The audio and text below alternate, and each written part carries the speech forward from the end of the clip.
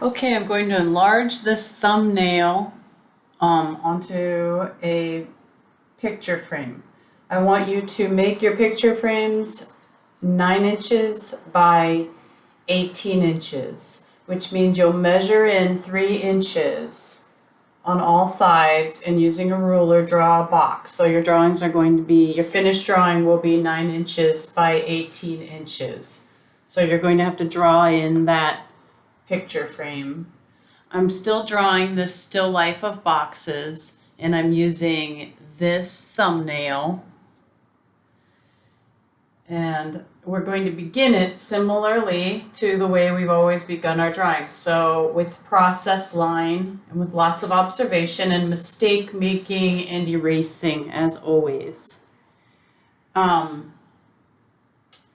So let's see.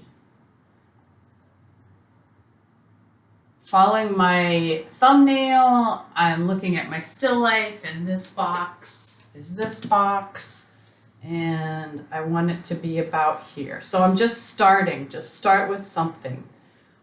This box that I'm starting with is in 2-point perspective. I know it's in 2-point perspective because it has a leading edge closest to me. So all of these angles are headed towards the vanishing point on the right and the vanishing point on the left. To begin drawing a box in 2-point perspective, you start with the leading edge line. Can you guys see that? I'm going to draw darker than usual so that you can see, hopefully. All right.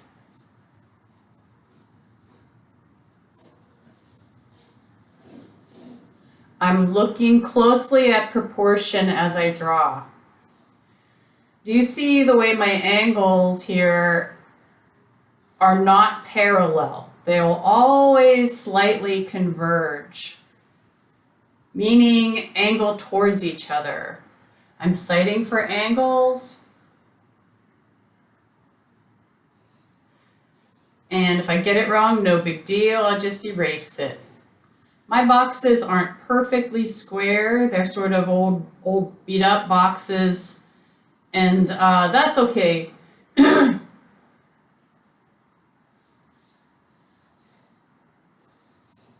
You build it slowly. I'm not going to finish rendering one box and then move on to the next one. I am loosely in process line, beginning one, getting it to a state that's good enough for starters. I'm looking at my thumbnail, trying to get my proportions right, sighting for alignment. So you lay in a box using process line just so it's good enough. Good enough to give you a general idea, and then move on to the next one. Sighting for alignment, sighting this edge against this edge using alignment. Seeing where they fall in relation to each other. Sighting for angles. Here comes my cat.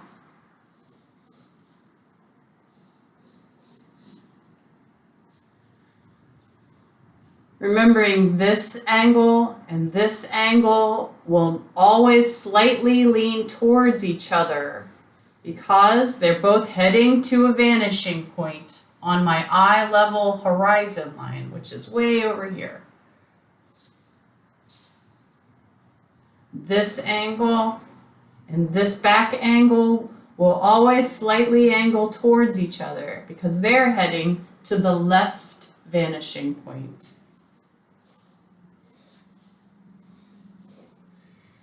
Using big motions to draw long straight lines. It's faster and the lines are smoother. That's good enough, that's good enough. Now I'm moving on. This way, if I keep my pencil moving on, everything will relate to each other. I can catch mistakes sooner. If I spend all my time rendering just one box and making it perfect without doing any others, If it turns out it's in the wrong place, it'll be a waste of time. I'll have to erase. I'm looking for alignment. I'm seeing where this corner falls in relation to this corner, where the back corner of this box falls in relation to this corner. Everything is in relationship with something else, just like life.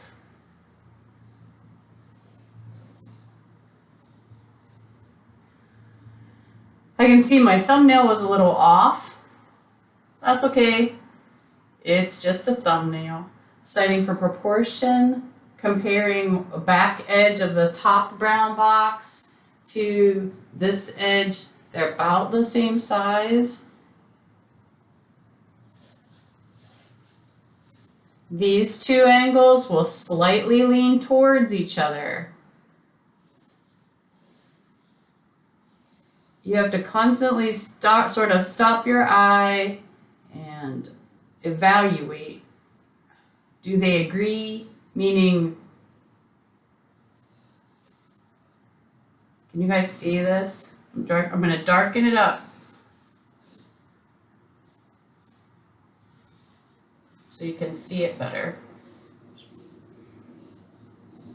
Okay.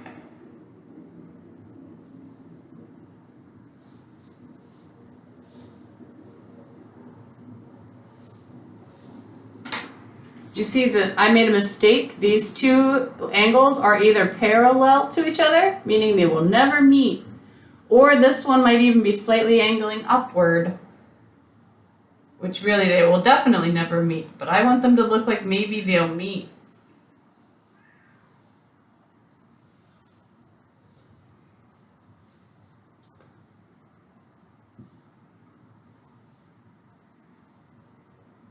Which means this one, maybe this one needs to be slightly higher at a higher angle. I'll come back to it.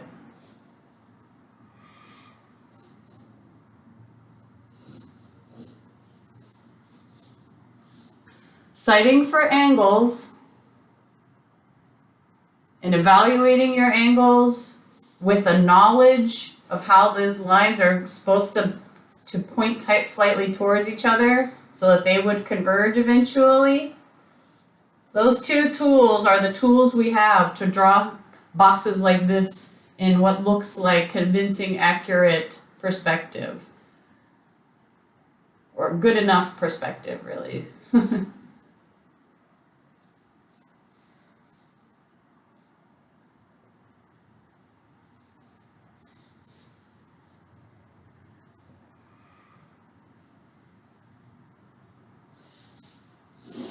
When I have to figure out where an edge falls, I just continue it. I keep, those are process marks.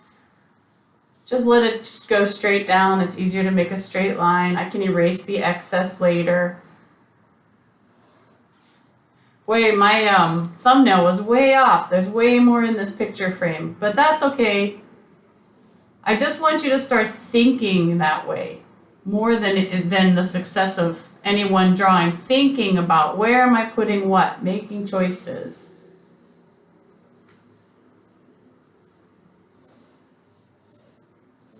A thumbnail isn't really a definitive thing.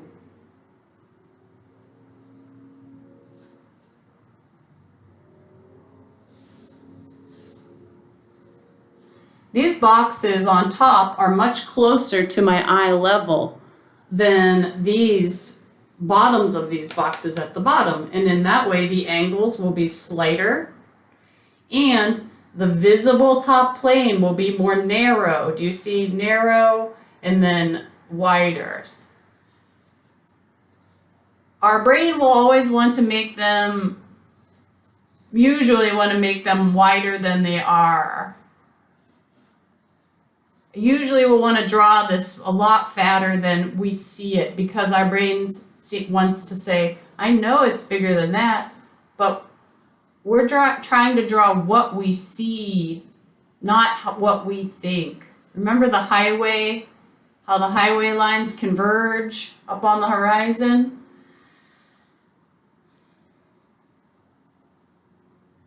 That's what we see. We're trying to draw what we see.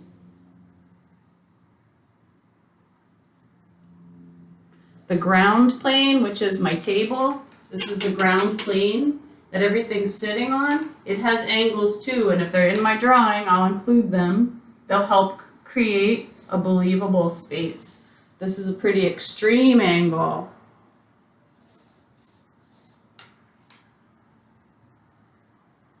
The back of the ground plane.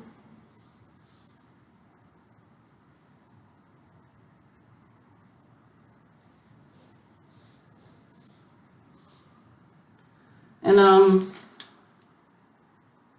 that's good enough. That would be a process line drawing of boxes in perspective. Now I'm leaning back and evaluating my boxes, and I say, what looks wonky? What looks inaccurate? This looks a little bit tipped up, maybe. So I'm gonna look again at those angles. This one is probably a little slighter. Slowing down.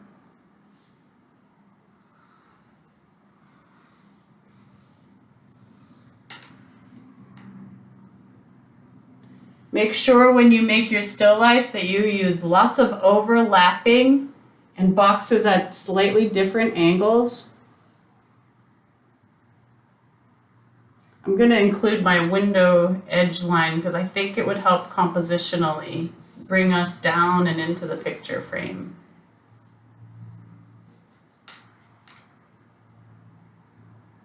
Okay, that would be a process line drawing. Now to finish it up, I would slow down, and if I'm happy, I have to reevaluate. Not a bad start. Now I'm gonna slow down and get my eraser out. Erase what was a process line that was just figuring things out.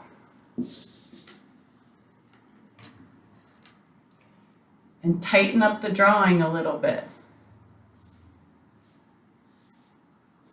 The fun part, really, because you see how, because it's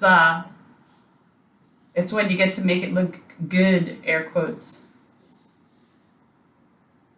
You see how slight this angle is? It's because my eye level is here, and how this angle is more steep because it's falling below my eye level, and this angle is more steep because it's falling way below my eye level. So you can lean back and evaluate your angles. Keep your pencil moving all around the page. When you have your process line drawing in a way that looks pretty solid, the things look very pretty believable, and you have to be pretty critical at this point. Think, is it true? Does it really look okay? Then you can start slowing down and finding more information, details, but not until you've really evaluated your process line drawing. The details are, as I said, sort of the fun and magical part.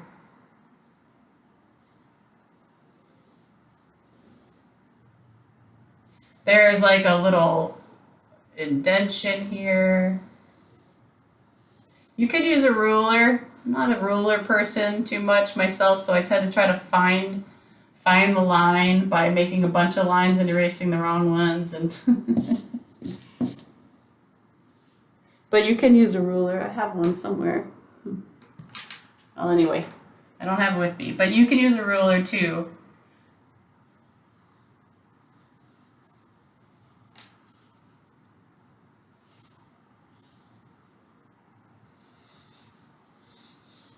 Remember, with sensitive line, contour lines, sometimes it's darker and sometimes it's lighter. So the bottoms, you want them to be a little darker.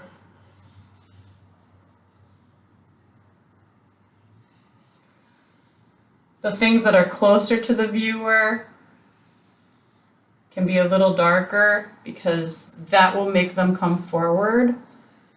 The things that are close to us we can see in higher contrast, more details.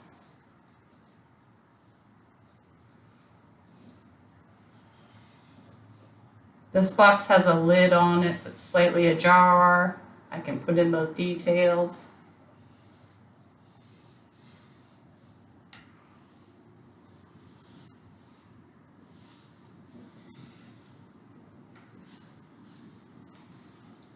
It's a difficult angle to draw at. Boy, lots of restricted movement over here.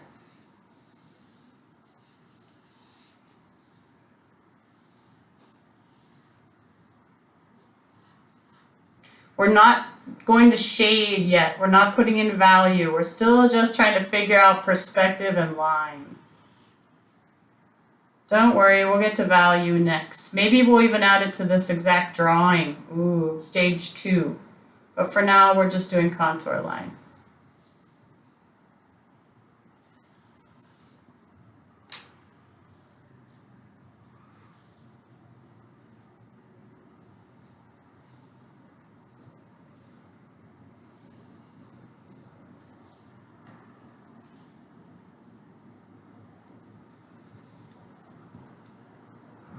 It's okay to leave the lines in the background light.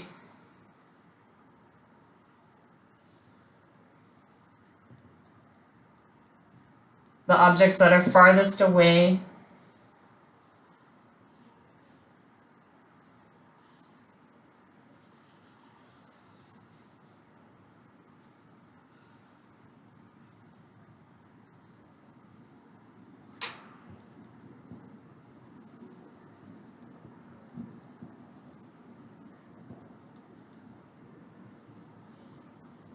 I don't mind leaving in some process lines. I think they're kind of beautiful. But sometimes, sometimes it's nice if you're to eliminate them and make it a little more perfect.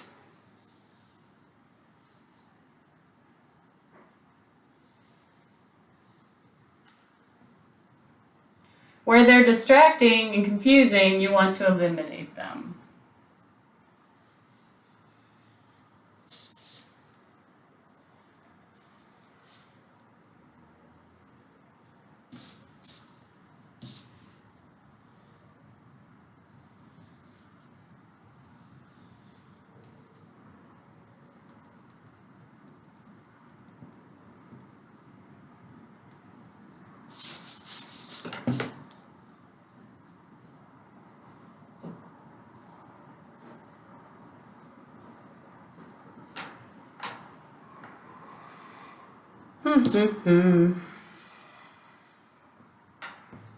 So don't bother drawing in shadows. Don't bother drawing in hatch marks yet. We'll start on those next. The very next thing we're doing is value. We're still just doing contour line.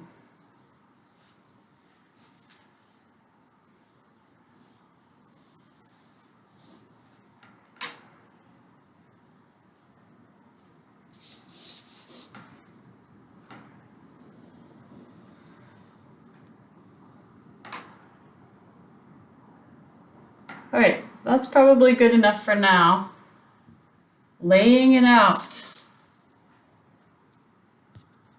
See you later.